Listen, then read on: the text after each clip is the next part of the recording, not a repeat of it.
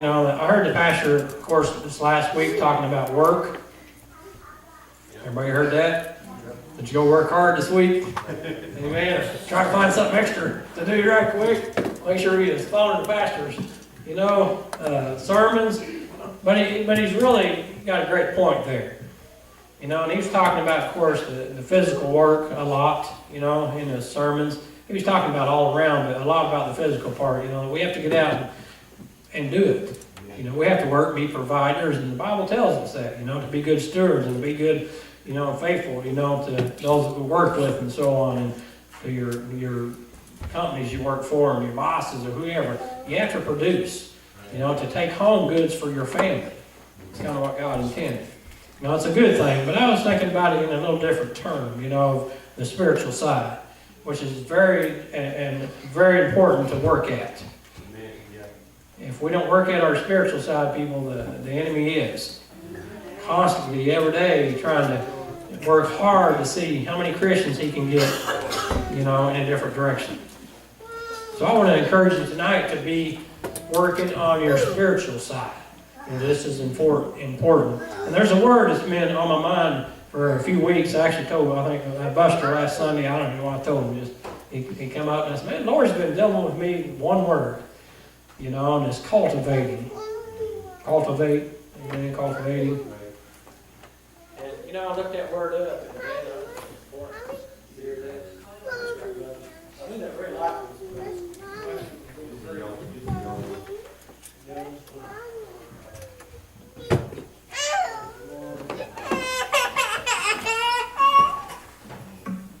All right. Back on. All right. I thought it was my voice changed all of a sudden. Woo! Dramatic change. All right, but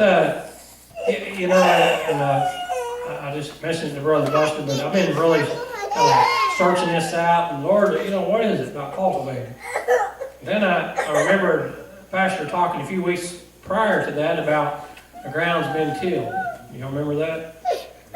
About the new church ground and so forth, some things happening, some things coming forward. The ground has been tilled, but there's a lot more to do yet. Now it's time to plant the seed.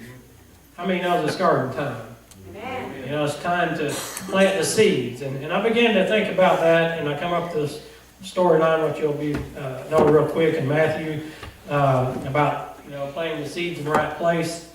Just a portion of it. It's around Matthew chapter 13. I'll be there in a second. But cultivating good soil. It's got to be done. Or you have no plan in place, really. It's just going to be worthless, And it is garden time, and it's time to plant the seeds. I haven't planted any. We planted some last year. My wife did. We didn't do nothing. My wife planted some seeds. It's just one of the things I hate because that's what I did my whole life is we had huge gardens and constantly go pick okra again, go pick okra again, go pick pickles again. Oh man, it's hot out here. It gets kind of cucumbers. Y'all know what I mean. Hey, we grow them in the jar. They came out great big. Big jars ready to pick. But I just don't really care. But I like the tilling part. It's just kind of fun tearing something up. I don't know about the rest of watching, taking perfect rows and taking forever to plant seeds. However, I began to think about this story. Here it is, garden time, and here's Jesus out, by the Sea of Galilee, and Jesus told a lot of parables, a lot of stories, and a lot of true stories that were taking place during that time period. These weren't just things, these were real life things that was happening in the moment at that time, just as we use illustrations today. So it's very important to listen to what he had to say.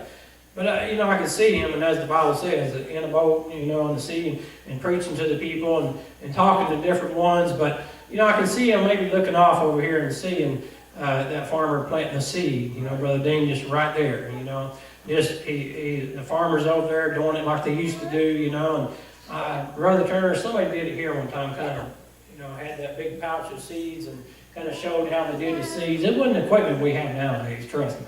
It wasn't like we can plant, and I'm talking big fields. I'm not talking little garden, little 10 by 10 garden we had last year, I'm talking crops, These farmers would go out and just hand toss this stuff. Good rows, they would do rows, and I got to studying on that. It was kind of cool how they actually still had a process back then. Although it wasn't as neat and as clean as it is now, they still went out and they planted rows, and then they skipped, a big section and planted other rows. And I kind of wondered about what that was all about. Anyway, the seed part, they go out and just cast the seeds, and it talks about it there in Matthew, which we'll read, and how some seeds would just fall in many different directions.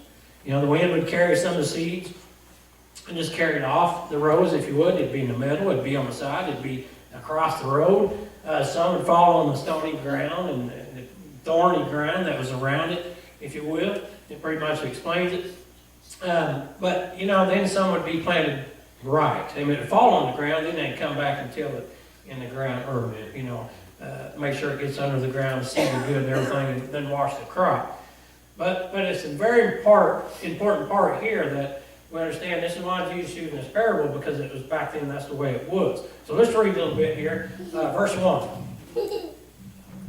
Start at verse 1, I believe.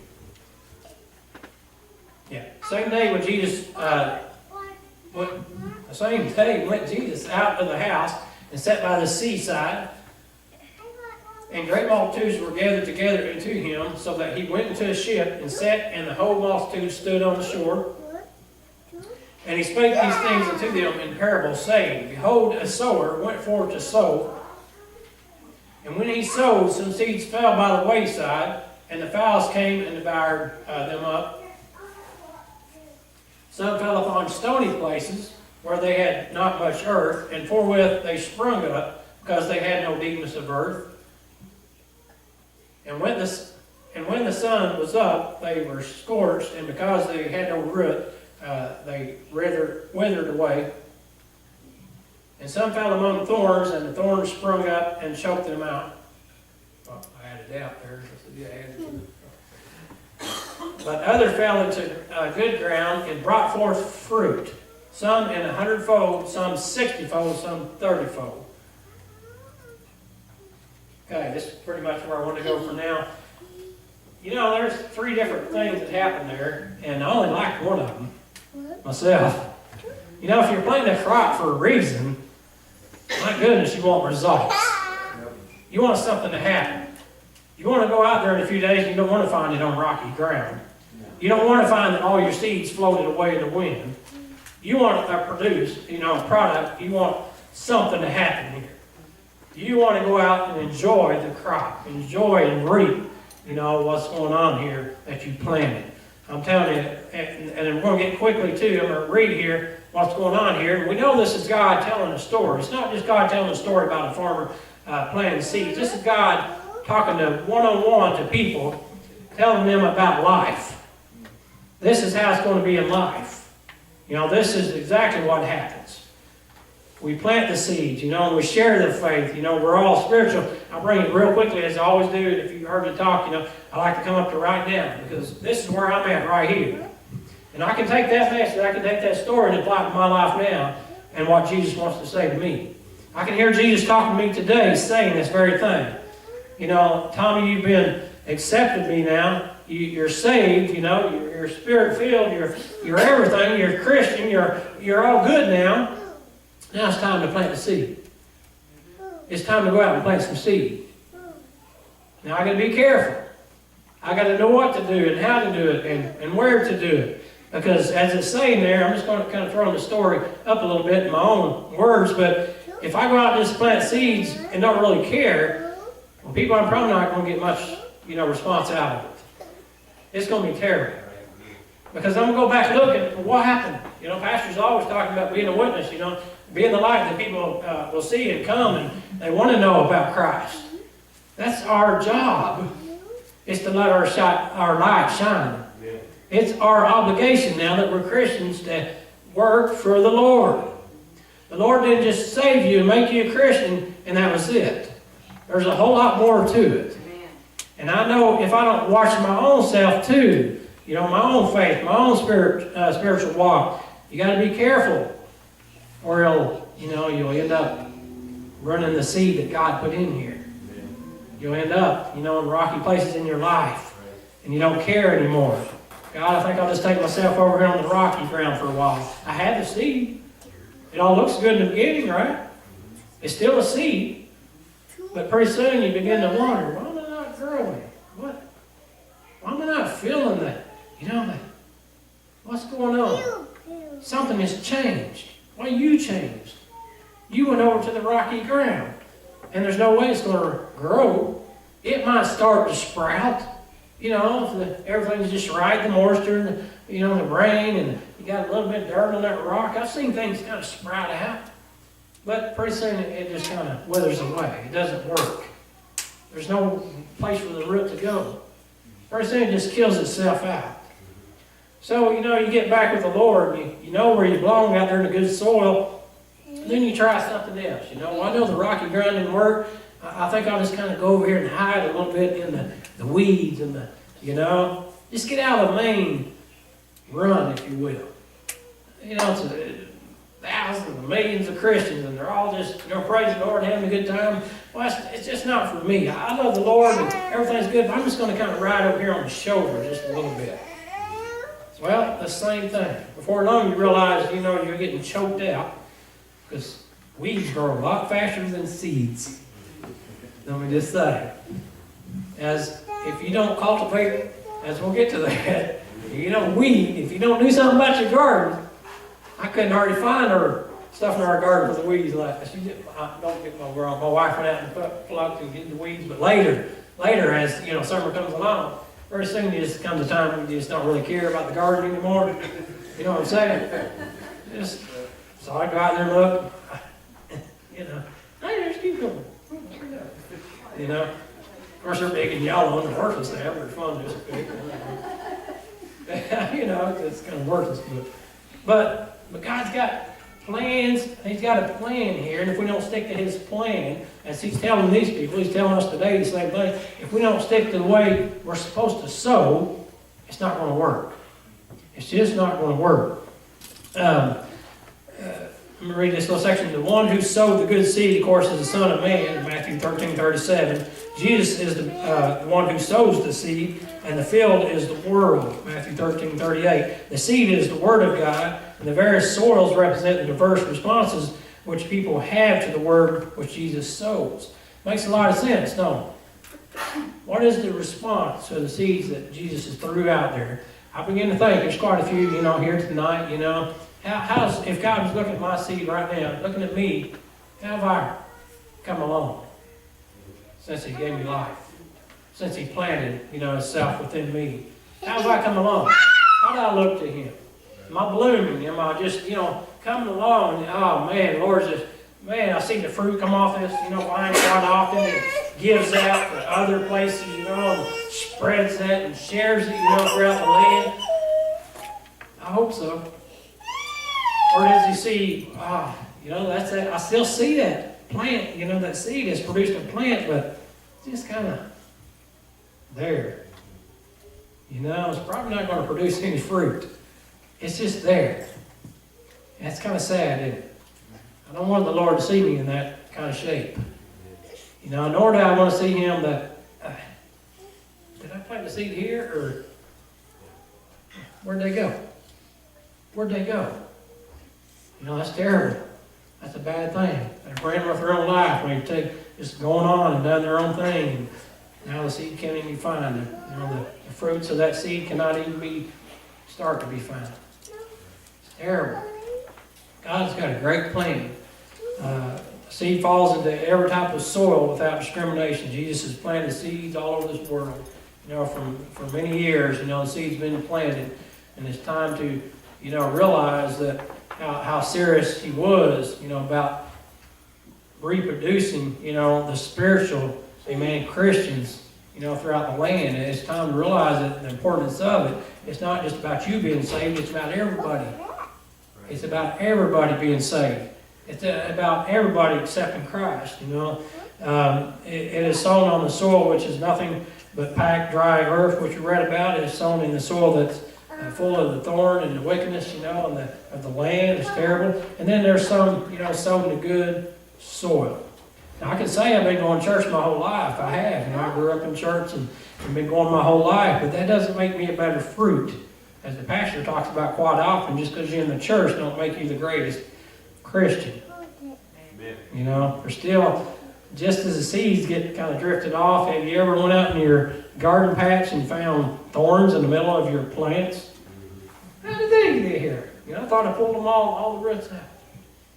But the wind carries things. The wind will carry them over into the good things, you know, the disturbance and the problems and the trials and the tests. And if you don't get out there and weed them out, if you don't get out there and take care of the land, then pretty soon it's just gone. It's just gone. Amen. Simple as that. I was going to read that definition, just a small definition. I have another of the cultivating, but it says the planting, tending, improving, or harvesting of crops or plants. Preparation of the ground to promote their growth.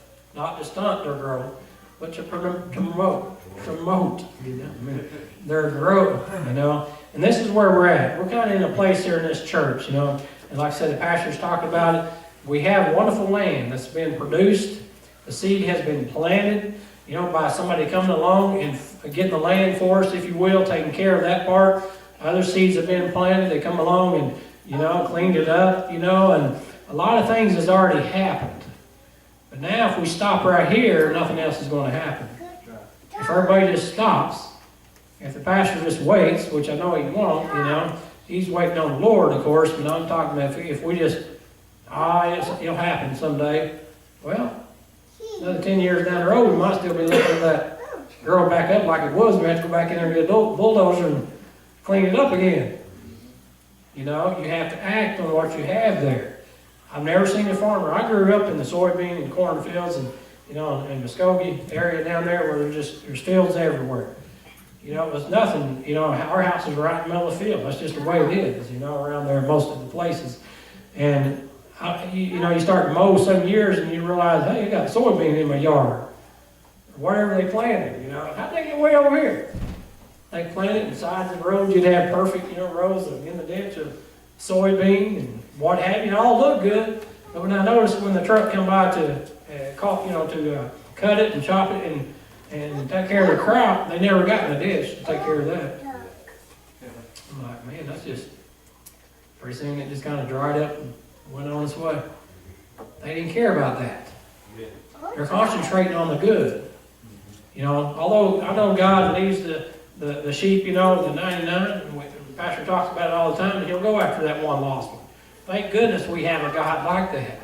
Thank goodness he doesn't forget, you know, he planted the seed in those out there. That's not here yet. The seed's been planted, and we're still working on it.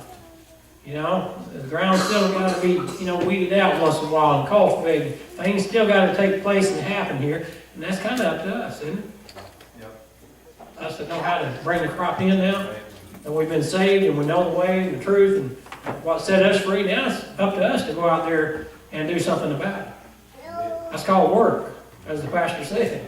You know, a little spiritual work now. A little physical work for the Lord is going to go a long ways. How do we expect to fill a new church? I can hear the pastor talking about that all the time, and I hear his voice, and I know what he means. He's expecting us to go out and work. It's time to go out and, you know, not just advertise, hey, we got a new church. No, it's more than that. It's time to go out and plant some seeds, people. From our spiritual walk, what we know of now, it's time to go out and help them people clear the weeds out of their way so they can see the beauty of God. Nothing wrong with just helping somebody out so they can get out from under their own weight once in a while to help them realize that, oh, there is life. There is a better life. There is, you know, a God that cares. He sent somebody my way, you know. He sent somebody to pray for me. He sent somebody to feed me. He sent somebody just to give me a cool drink, you know. I mean, there is good people. God hasn't forgot about him, and that's the thing about God. He's went all over this world. He's everywhere, you know. He's sharing the good news of the gospel. Now let's go to Genesis, around chapter 2. Kind of a change in the story, but similar or the same. Genesis chapter 2, starting and verse 15. I'm going to throw that one up there. I mean, knows Adam and Eve was put in a beautiful garden. Nice garden, probably everything and anything you could ask for and imagine. But there's something I've read, and I know about this. It kind of hit me a little different this last week. Right here, and the Lord God took the man and put him into the Garden of Eden. You could probably stop there. He put him in the garden. You know, the garden was there. The garden was already been planted, if you will. Active garden. But he says to dress it and to keep it. That's more action, isn't it? That's more work. He didn't just say, Adam, I gave you a wonderful, great place here, and it's yours. Just enjoy it. We'll see you. No. No. He is now in charge of keeping the beauty that God put there. That's a wonderful thing to do. I never really thought about it that way. Probably have, but I'm thinking, Adam, can you just see Adam just like in awe? I mean, yeah, he's dude, he's man, he's everything, but still, just the awesomeness of God, it probably blew his mind. This is amazing. We go to places like that in our lives sometimes, and just, man, I can't believe God gave me this. God gives you a new car. God gives you a new house. God gives you anything. Gives you a job. Well, you know what we got to do? We got to dress it and take care of it and keep it. We got to guard it. We got to cultivate it, and we have to guard it. We have to be about God's business to take care of it. You want God's beauty to fade out of your life? I hope not. All the wonderful things He's brought to your life? Man, I hope not. You got a problem. You got an issue if you do. Because God has come to my life and He's brought wonderful things into my life. He's given me wonderful things and wonderful experiences. But I know I got to work at those things. I got to keep them in the forefront. I got to keep the seeds planted. I got to keep the ground tilled. I got to keep it, cultivated. I got to come along all the time. Make sure that everything's still good. To keep the beauty of the garden in my life. To keep God, flourishing and just, overwhelmed in my life. It's very important, you don't go home. The farmers I used to see were out there every day. People, they couldn't even hardly sit on the tractor half the time. I see guys puking their guts up the side of the road. Just farmers just sick in the dog. He'd get off, he'd go take care of business, he'd get back on the tractor, and he'd go back to work. Because that was their income.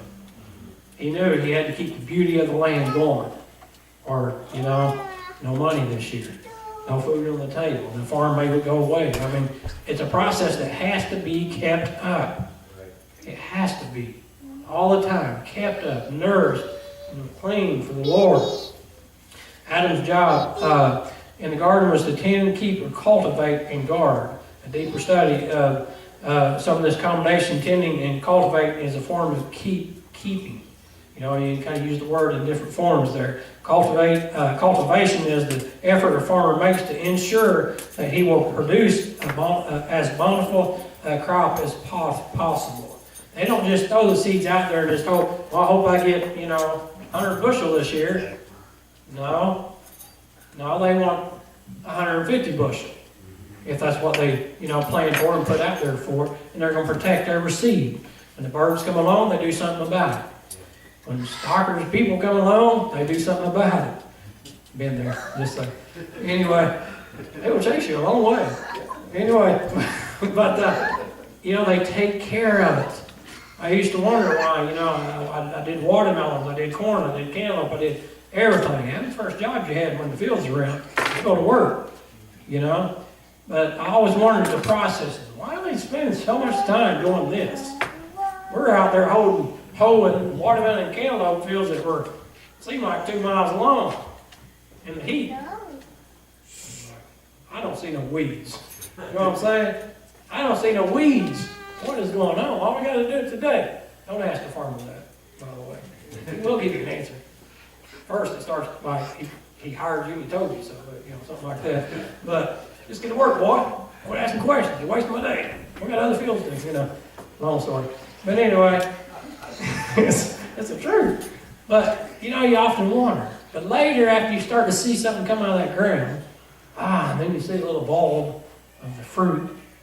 Now I'm starting to pay attention. I get to hold up there close and don't chop them, Don't get too close, that one either. That's just a freebie. Don't chop your own good vine.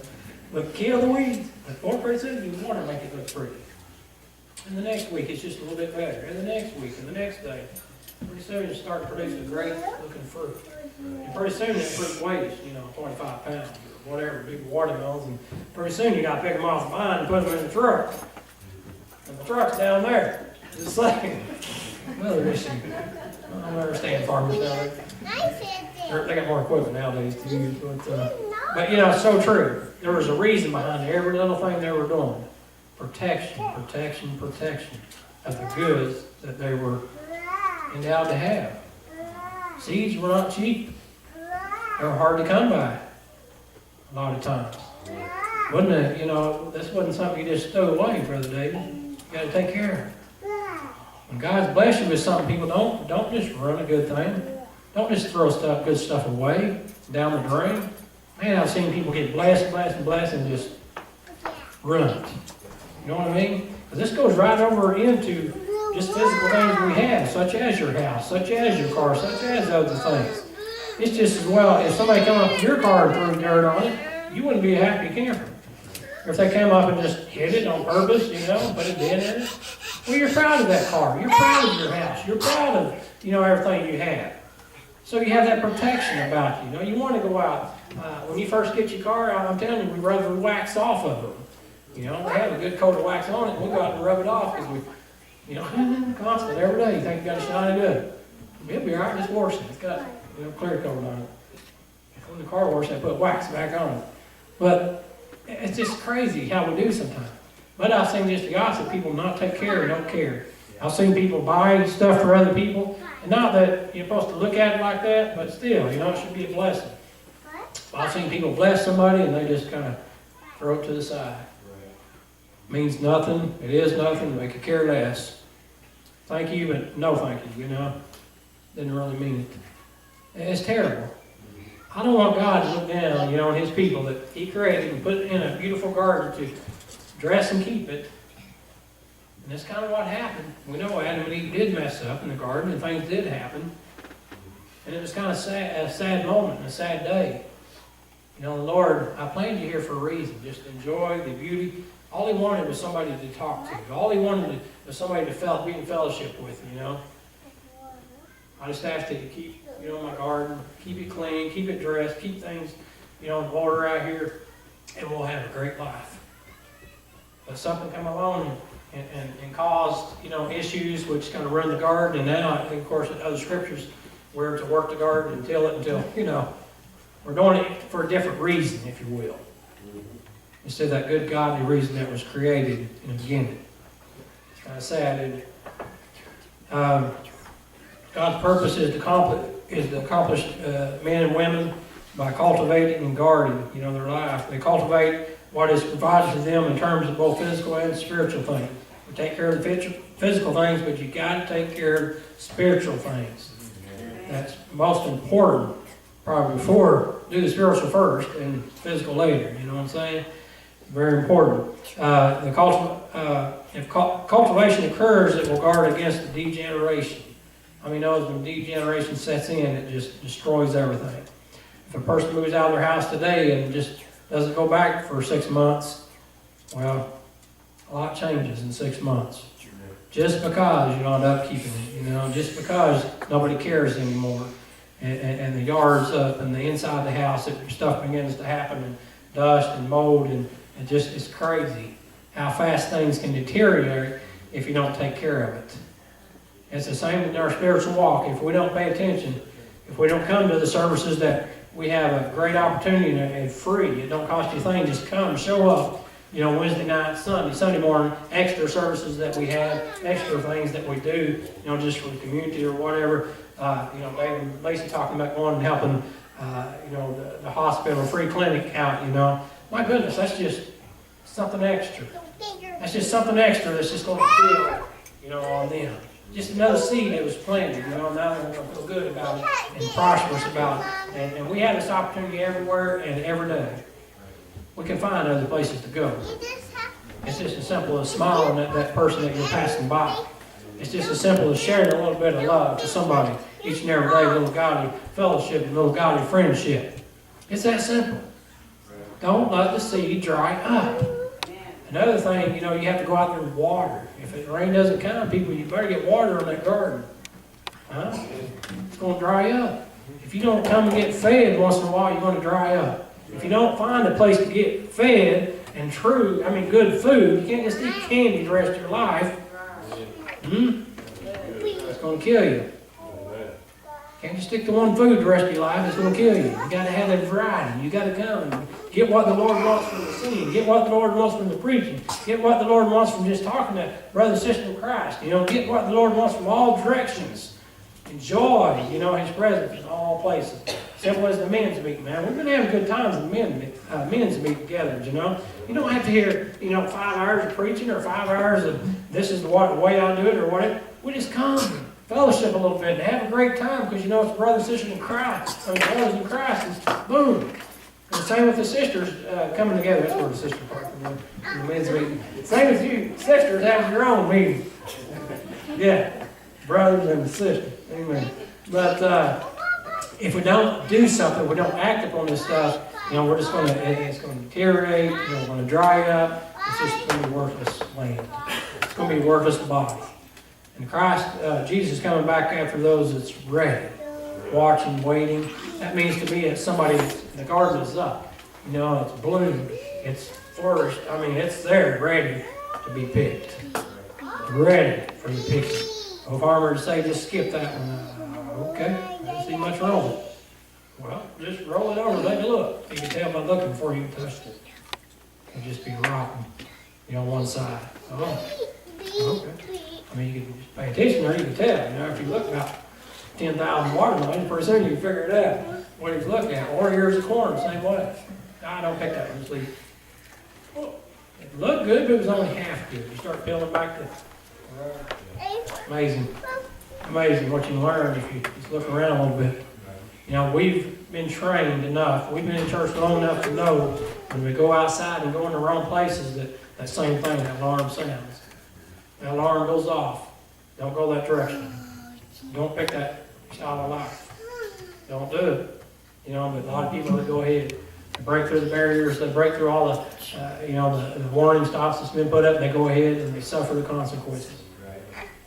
But we should stop and pay attention when we hear that Spirit talk to us, and don't do it. Just come on back to the house of the Lord, or go see the pastor, or go talk to somebody, or go somewhere else to get this enjoyment and get fed. I'm telling you, it's worth it. Amazing things. Up in Alaska, we're seeing a pumpkin that weighed 1,200 pounds. You ever seen such a crazy thing? It's ridiculous. First fruit we seen, or vegetable. First thing we seen was a cabbage. I don't know, 150 pounds, 100 pounds, I don't know, huge. Too big to pick up and just throw it in the cabbage pot. Just saying. But it just blows my mind that, I never dreamed about that. Here in Oklahoma, we thought cabbage was perfect. But God had other plans. I didn't realize that until I moved up there. My goodness, God can do that too? Huh? God can do that too? It just blew my mind. And then when we turned into pumpkin bigger than you are, we're like, whoa, hey, I've never seen such stuff. God, it just blows my mind what God really can do in our lives. We only think, we're getting the fruit that we expect, I guess. Okay, I feel fruitful, plentiful, and everything's good. But God's got so much more. We've heard Pastor Jeff preach many times about if God would really just give you everything He is, you probably couldn't stand it. I've heard Him say that many times. You probably couldn't handle it. You just fall over in the fire. Poof. And I believe that with all my mind. We're talking about the God of the universe, created heavens and earth and everything. My goodness, Almighty. He wants a 5,000-pound pumpkin, I guess He can make one grow. If He wants you to flourish the best that you can be, all you have to be is willing. All you have to be is willing. Cultivate yourself once in a while. Weed yourself out once in a while. Take care of the ground. Take care of this spirit, this body that the Spirit is living in now. Take care of this church, this house. Amen. It's God's. Wonderful, wonderful thing. Amen.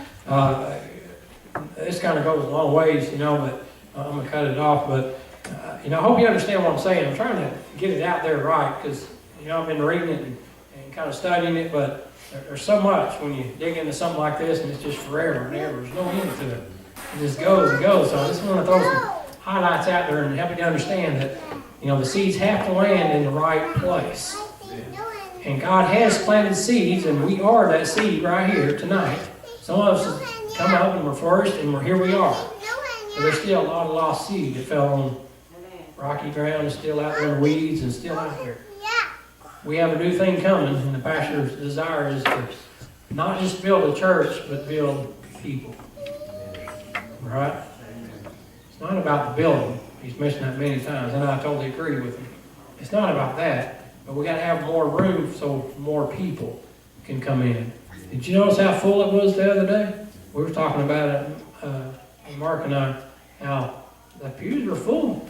And I was reminding him, which some of you guys know, and girls, but remember back in the days when we did put chairs out for revivals and different things? Man, there was people standing everywhere. It was full. It's time to do that again. Amen? Let's